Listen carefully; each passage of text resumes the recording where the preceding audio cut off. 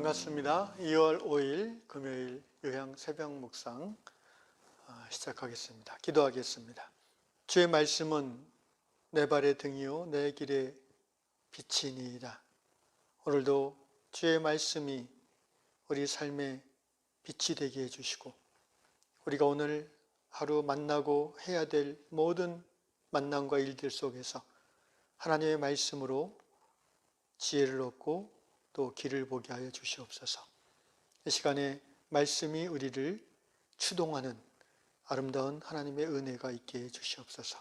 예수님의 이름으로 기도합니다. 아멘. 찬송가 304장입니다.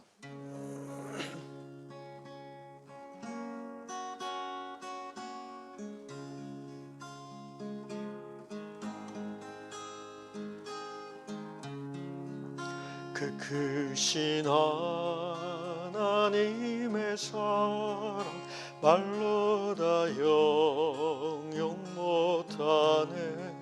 저 높고 높은 별을 넘어 이 낮고 낮은 땅 위에 죄범한 영혼 구하려 그 아들 보내사 화목제로 삼으시고 죄 용서하셨네. 하나님 크신 사랑을 증량 다 못하네. 영원히 변치 않는 사랑 성도여 찬양하세. 괴로운 시절 지나가고 땅 위에 영화쇠할 때 주 믿지 않던 영혼들 큰 소리 외쳐 울어도 주 믿는 성도들에게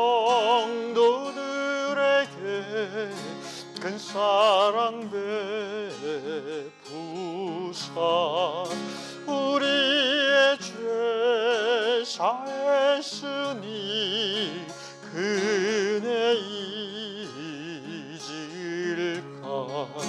하나님 크신 사랑은 증량 다 못하며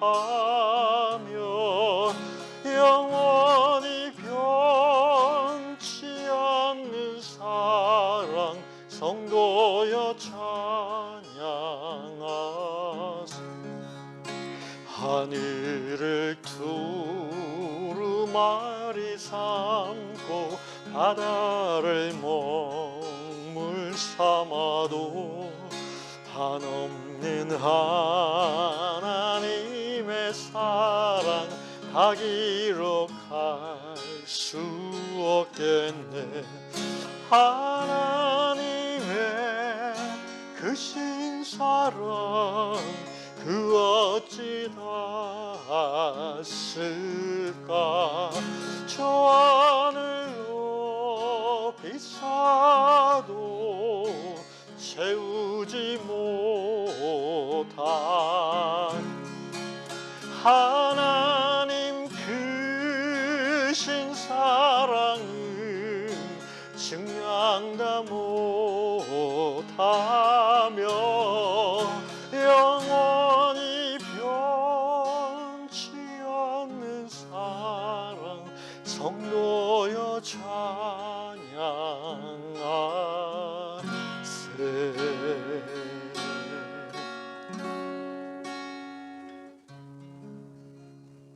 오늘 하나님께서 우리에게 주시는 말씀 요한일서 4장 9절로 11절입니다. 하나님의 사랑이 우리에게 이렇게 나타난 바 되었으니 하나님이 자기의 독생자를 세상에 보내심은 그로 말미암아 우리를 살리려 하심이라. 사랑은 여기 있으니 우리가 하나님을 사랑한 것이 아니요 하나님이 우리를 사랑하사 우리 죄를 속하기 위하여 화목제물로 그 아들을 보내셨습니다. 사랑하는 자들아, 하나님이 이같이 우리를 사랑하셨은즉 우리도 서로 사랑하는 것이 마땅하도다. 아멘. 예수께서 요한복음 13장에서도 동일한 말씀하셨습니다. 새 계명을 너희에게 주노니 서로 사랑하라. 그리고 이어서 하신 말씀이 내가 너희를 사랑한 것 같이 너희도 서로 사랑하라. 여러분, 사랑한다는 것이 쉬울까요? 어려울까요? 쉬울 때도 있고 어려울 때도 있지만 나이가 들수록 정말 사랑은 어렵다라는 그런 느낌이 강합니다. 예수님께서 내가 너희를 사랑한 것 같이라고, 그리고 실제 하나님께서 예수님을 십자가에 달려 죽게 하심으로 우리를 향한 하나님의 사랑을 경험하게 하셨고 확증하셨는데 그 이유가 있습니다. 왜냐하면 사랑받지 않은 자는 사랑할 수 없기 때문입니다.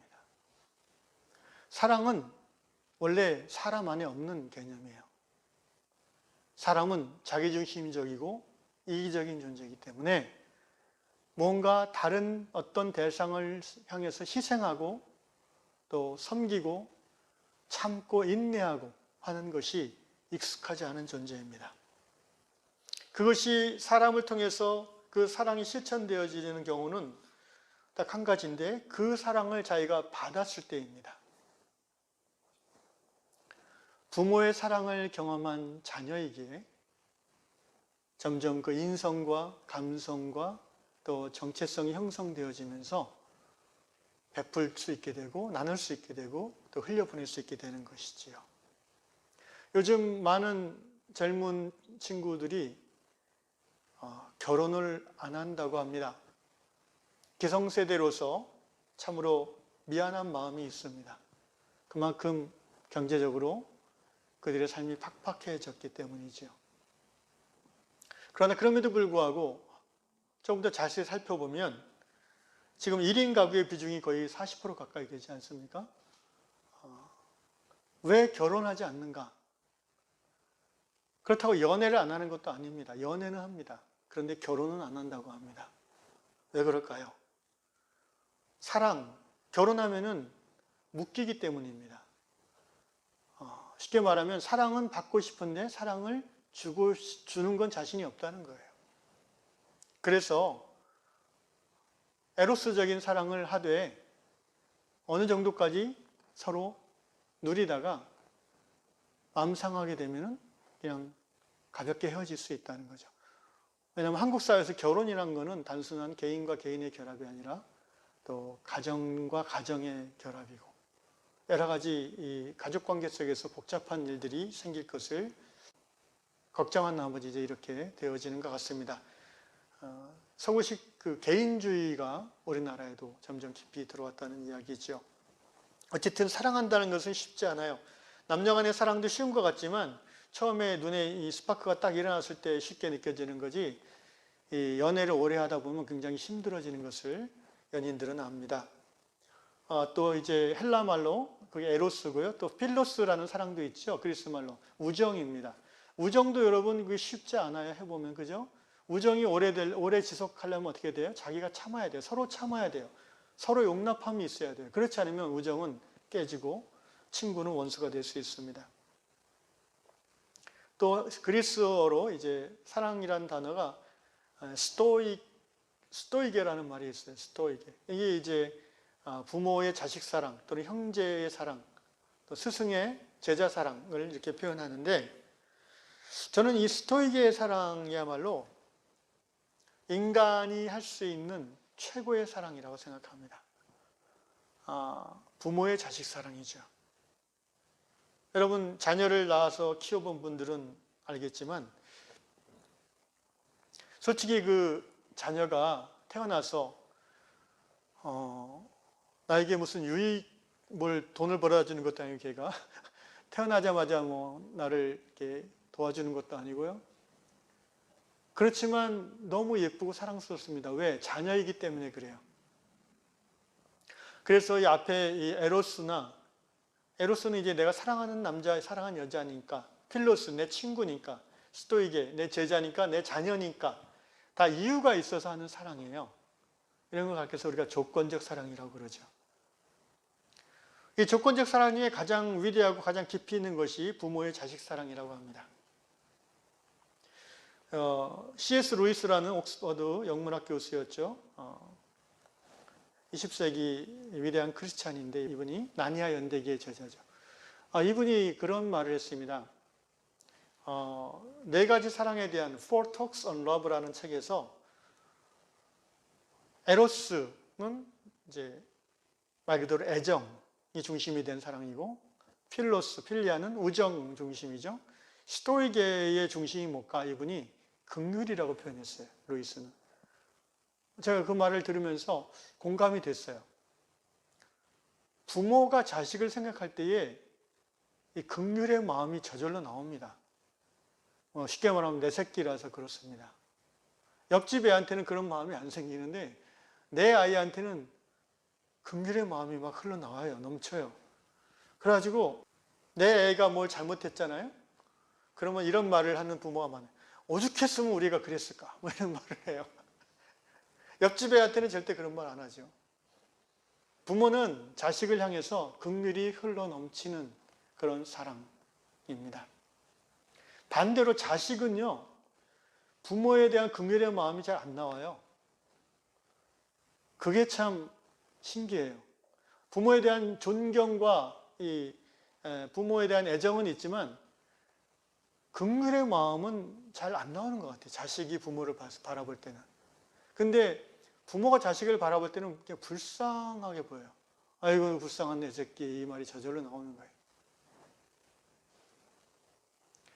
고슴도치도 자기 새끼는 불쌍하게 본다고 합니다. 그 옛날 제가 기억나는 게 황수관 박사님이라고 연대 교수하던 분이 있었는데 이분이 이제 강연에서 이런 말을 한 적이 기억이 납니다. 그 시골집 대청마루에서 이제 70대 후반에 그 치매가 든 아버지와 40 초반에 이제 건장한 아들이 앉아 있습니다. 저기 그 마당에 까치가 한 마리 앉아서 쪼아먹고 있어요, 뭐를. 그래서 아버지가 얘야, 저게 뭐냐? 그랬더니 아들이 까치예요. 여러분 치매란 게 저희 아버지도 그런 게 좀 심하신데 돌아서면 잊어버려요. 초기는 치매가. 아버지가 또 있다, 좀 있다. 얘야, 저게 뭐지? 까치라고요. 그러자 아버지가 또 까치, 그래 까치지. 또 1분 있다가 또 물어봅니다. 야야, 저게 뭐라고 그랬지? 아들이 인상이 확 구겨지면서 까치라니까요. 그만 물어보세요, 제발. 까치, 뭐라고 이제 화를 냅니다. 그러자 아버지가 마음이 상했어요. 그러면서 아버지가 방에 들어가시더니 뭘 하나 이렇게 갖고 나오세요. 그리고는 그러니까 아버지 일기장에 젊었을 때 쓰셨던 피더니 야야 이것 좀 읽어봐라. 그래. 그래서 아들이 뭘 또 이런 걸 하면서 이제 딱 읽는데 읽다 보니까 아들이 눈물이 나는 거예요. 거기 뭐라고 적혀 있었냐면은 우리 아들이 3살이 되었다. 어느 날 아들이 나한테 묻는다. 아빠 저게 뭐예요? 까치란다. 좀 이따 아이가 또 묻는다. 아빠 저게 뭐죠? 까치야, 까치. 좀 이따 다시 물어봅니다. 아빠 저게 뭐야? 그날 아들은 나에게 23번을 물어봤다. 나는 그때마다 웃으면서 까치라고 대답해 주었고 물어보는 아들이 그렇게 예쁠 수가 없었다. 뭐 이런 예화인데요. 저도 이 얘기를 들으면서 좀 눈물이 글썽였던 기억이 납니다. 부모는 자식이 예뻐 보이는 거예요. 불쌍하게 보이는 거예요. 근데 자식은 부모에게 그런 마음이 잘 들지 않는 것 같아요. 부모라서 그런 것 같아요. 늘 의지하고 기대고 자기를 받아줄 수 있는 어떤 큰 존재로 생각하기 때문에. 인간이 실천할 수 있는 최고의 사랑이 있다면 자식을 향한 부모의 사랑이라고 생각합니다. 그 깊이는 정말 무엇과도 비교할 수 없는 사랑입니다. 아마 깊이로만 따진다면 하나님이 우리를 사랑하신 그 사랑의 언뜻 가까이 갈 수 있는 것이 부모의 자식 사랑이 아닐까 싶습니다. 왜냐하면 때로 부모는 자식을 위해서 죽을 수도 있기 때문입니다.